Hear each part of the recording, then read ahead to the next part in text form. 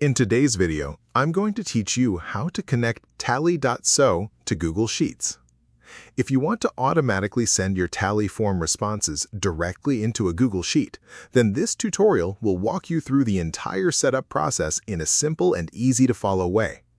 Connecting these two platforms can help you organize submissions more efficiently, save time on manual data entry, and make it easier to manage responses for surveys, registrations, contact forms, and many other use cases.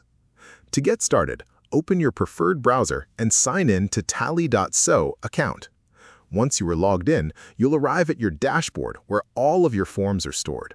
From there, locate the specific form you want to connect to Google Sheets and open it.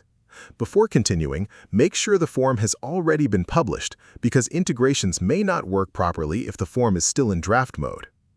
After opening the form, look for the Integrations section within the form settings. This area contains different tools and services that can be connected to your Tally form for automation and workflow improvements. Inside the Integrations list, find Google Sheets and select it to begin the connection process. At this stage, you may be asked to sign into your Google account if you are not already logged in. Follow the prompts on the screen and allow the necessary permissions so Tally can access your spreadsheets. These permissions are required in order for new form submissions to be added automatically to your selected sheet. Once your Google account is connected successfully, you'll be given the option to either create a brand new spreadsheet or link the form to an existing Google Sheet. Choose the option that works best for your workflow. If you already have a spreadsheet prepared for collecting responses, you can simply connect to that file instead of creating a new one.